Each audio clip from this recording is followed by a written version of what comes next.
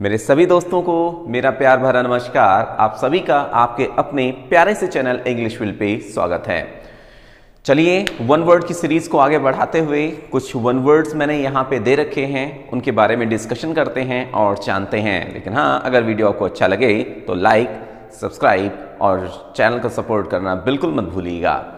तो चलिए देखते हैं। First number, a person who studies और writes about history. A person एक व्यक्ति, हु स्टडीज जो कि अध्ययन करता है या लिखता है, अबाउट हिस्ट्री मीन्स इतिहास के बारे में। मीन्स कोई भी ऐसा व्यक्ति जो इतिहास के बारे में लिखता है या इतिहास का अध्ययन करता है, तो जाहिर सी बात है उसे हम क्या बोलेंगे?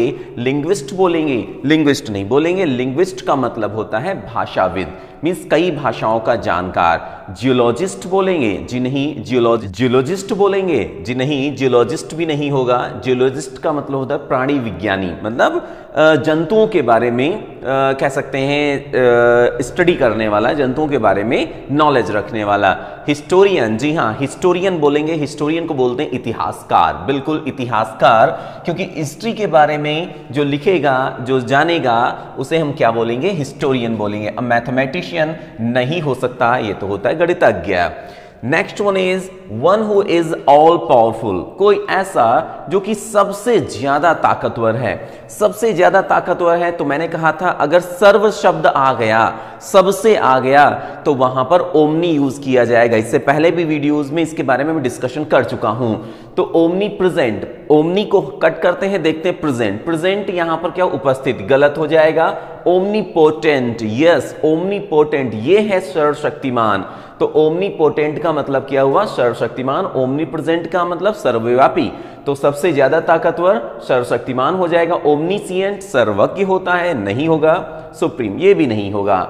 The life story of a man written by himself. बहुत ही प्यारा सा यहाँ पे वर्ड आपको वन वर्ड में मिलने वाला है, life story of a man या life history of a man written by himself. अब यहां पर मुद्दे की बात आती है, याद रखिएगा, अगर लाइफ स्टोरी के बारे में कहा जा रहा है तो वहां पे देख लीजिएगा हिमसेल्फ आ सकता है या वन सेल्फ आ सकता है या अदर्स आ सकता है। अगर हिमसेल्फ या वन सेल्फ आ गया तो वहां पर आपका ये कहने का इसका मतलब हुआ कि कोई ऐसा व्यक्ति जो अपने जीवन के बारे में स्वयं लिख रहा हो, ठीक है, अपने जीवन के बारे में स्वयं लिख रहा हो, तो उसे हिंदी में क्या बोलेंगे? आत्मकथा। और अगर यही काम किसी दूसरे के द्वारा किया जा रहा हो, भाई अगर कोई दूसरा व्यक्ति किसी दूसरे के जीवन के बारे में लिख रहा है तो उसको क्या बोलेंगे? जीवनी बोलेंगे। तो ये रहा, बायोग्राफी का मतलब क्या होता है? जीवनी। और ऑटोबायोग्राफी का मतलब क्या होता है? आत्मकथा। तो और मेमोरिया का मतलब होता है स्मृति। मेमोयर शब्द से बना हुआ, मेमोरी से बना हुआ, मेमोयर इससे बना हुआ है, ठीक है। तो यहां पर मतलब एक तरीके से संस्मरण, संस्मरण इसमें नहीं आएगा, ना स्मृति से रिलेटेड कुछ भी है। तो यहां पर क्या रहेगा? बायोग्राफी या ऑटोबायोग्राफी। बिल्कुल इसमें ऑटो लगा हुआ है। ऑटो का मतलब होता है स्वयं, है ना। ऑटो का मतलब क्या होता है? स्वयं। तो अगर खुद लिख रहा है, देखो बड़ी शॉर्ट ट्रिक, बड़ी प्यारी सी है, अगर खुद लिख रहा है तो ऑटोबायोग्राफी, अगर उसके बारे में कोई दूसरा लिख रहा है तो क्या हो जाएगा? Biography. Next one is a person who Yeats too much. कोई ऐसा व्यक्ति जो कि बहुत अधिक खाता है, ज्यादा खाने वाले को क्या बोलते हैं? ग्लूटोन। जी हाँ, ग्लूटोन का मतलब होता है पेटू।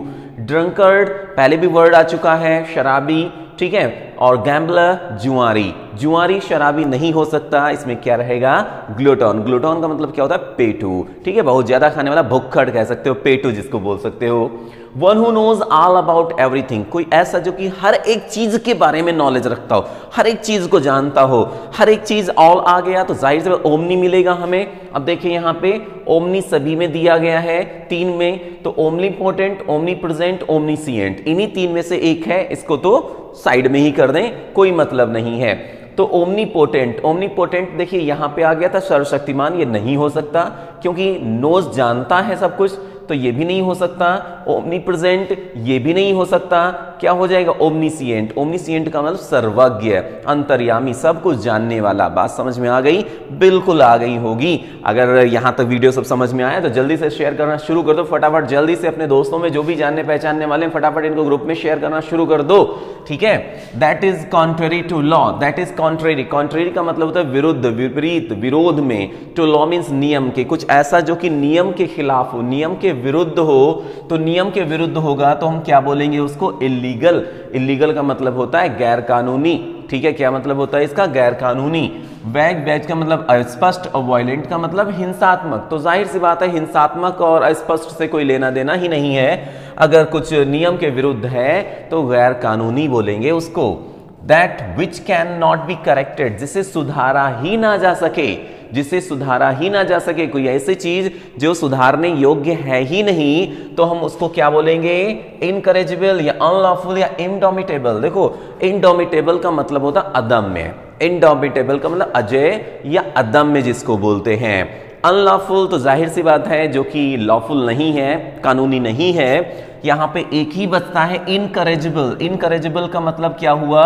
इनकरेजिबल का मतलब हो गया जाके असुधार्य। क्या मतलब हुआ? असुधार्य, क्योंकि भाई उसको सुधारा ही नहीं जा सकता है। जब सुधारा ही नहीं जा सकता है तो क्या हो गया? असुधार्य हो गया।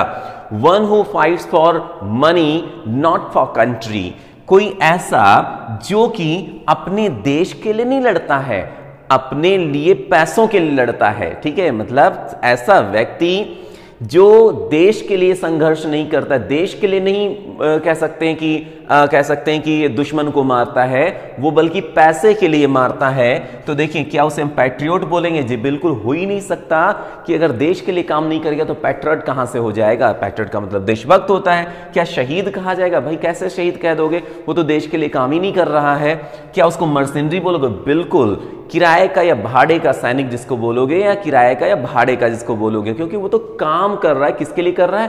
पैसे के लिए कर रहा है। उसको रिजल्ट क्या मिलने वाला है इससे कोई मतलब नहीं है। मतलब उसको किससे मतलब है? उसके पैसे से मतलब है। ट्रेटर का मतलब देशद्रोही होता है, ये भी नहीं होगा। A song eight burial, a song एक ऐसा गाना जो कि सॉन्ग मींस गाया जाता है एट बरियल। बरियल का मतलब होता है दफनाते समय, मतलब जिसको कह सकते हो कि शव यात्रा में जो गाना गाया जाता है, या किसी की अंतिम यात्रा दफनाते समय जो भी है उस समय जो गाना गाया जाता है। अब गाना नहीं होता, जैसे सैड सॉन्ग जो होता है, जो भी रो रहा जाता है, जो विलाप किया जाता है, तो उसको क्या बोलते हैं? क्या उसको एलेजी बोलते हैं? जी एलेजी बोला जा सकता है, लेकिन यहां पर एक और वर्ड आ रहा है उसके लिए जो कि एकदम सुटेबल है। देखो एलिजी कई सेंस में लिया जाता है, अब सेंस में भी लिया जाता है। मतलब मान लो अगर वो व्यक्ति उपस्थित नहीं है, वो उसके पास नहीं है, या उसकी मृत्यु हो चुकी है, ठीक है, काफी लंबे समय पहले भी मृत्यु हो चुकी, तभी भी उसके लिए जो शोक किया जाता है, तो शोक गीत जो गाया जाता है उसको एलिजी बोलते हैं।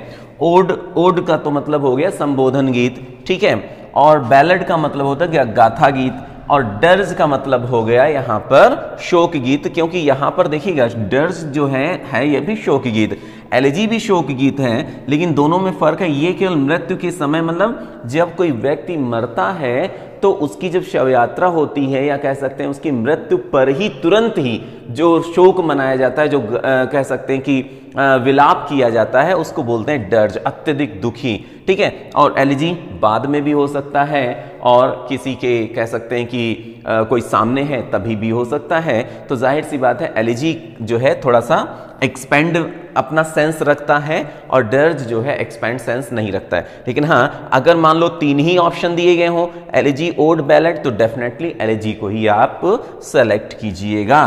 That can not be read, that can not be red, जिसको हम पढ़ ही ना सके, कोई ऐसी चीज जिसको पढ़ा ही नहीं जा सकता है, तो हम क्या बोलेंगे? लेजिबल, ठीक है। Eligible, Audible, visible. तो विजिबल की बात कर लेते हैं। विजिबल का मतलब होता है दृश्य, जो चीज दिख रही है उसको हम बोलेंगे विजिबल। ऑडिबल, ऑडिबल का मतलब श्रव्य, जिसको सुना जा सकता है। एलिजिबल का मतलब क्या हो जाएगा? जाहिर सी बात है अपठनीय, जिसको पढ़ा ही नहीं जा सकता, जिसको पढ़ सकते हो उसको लेजिबल बोलोगे। तो जो है जिसको पढ़ ही नहीं सकते हो उसको क्या बोलोगे? अपठनीय बोलोगे। क्या बोला जाएगा? अपठनीय। बिल्कुल, तो यहां तक सब कुछ क्लियर हो गया। लेकिन हाँ, मैं फिर कह रहा हूं, जो भी इनमें मीनिंग्स दी गई हैं उनको सभी को अच्छे से तैयार कर लीजिएगा। ढेर सारी मीनिंग्स तैयार हो, जितनी वो कैप से स्ट्रांग होगी उतनी ही इंग्लिश मुट्ठी में महसूस होती, जितनी वो कैप स्ट्रांग होगी तो उतना ही इंग्लिश मुट्ठी में महसूस होगी। ठीक है, तो वो कैप पर एकदम धमाके से पंच एक लगा दो। ठीक है, मिलते हैं नेक्स्ट वीडियो में, तब तक के लिए keep learning, keep practising and take care.